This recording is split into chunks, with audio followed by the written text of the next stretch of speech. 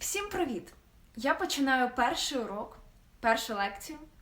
І я вважаю, що основне, у чому ми повинні зараз розібратися, це саме поняття медіаграмотність та медіаосвіта. І чим вони все ж таки відрізняються? Що таке взагалі медіа? Медіа означає передавати. Відповідно, якщо щось передається, під час передачі задіяно три суб'єкта. Той, хто передає, канал передачі цієї інформації, та той, хто її отримує, тобто реципієнт. В медіаграмотності є надзвичайно велика кількість визначень.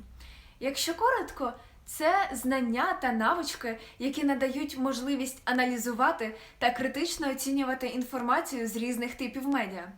Це може бути що завгодно. Реклама, радіо, теленовини, інтернет-видання та навіть громадські організації. Що формує медіаграмотність? Коли випускники шкіл вступають до вузів та інших навчальних закладів, там з них формують юристів, медиків, психологів.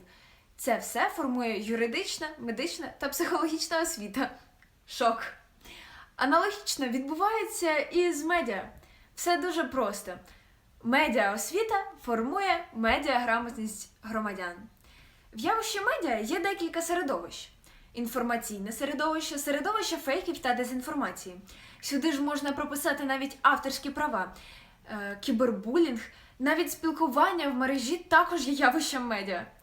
Розберемо інформаційне середовище.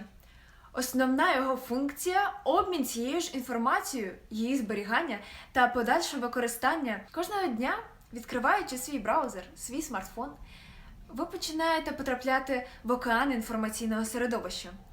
Вступивши туди, ви не зможете уникнути так званих фейкових медуз, не встигнете й оглянутися, як вже вступите в цю інформаційну пастку під назвою фейки. Але про це в наступному уроці. Чому актуальність теми все зростає з кожним днем? Ми ще не дійшли до професії медіа-тлумача, але розвиток інформаційного середовища набирає оборотів кожного дня. І це вже не забаганки та не спроба проявити сучасність, а дійсно потреби суспільства. Що ж, сподіваюсь, ця лекція була вам корисною. Не забувайте про тестування під цим відео. До зустрічей!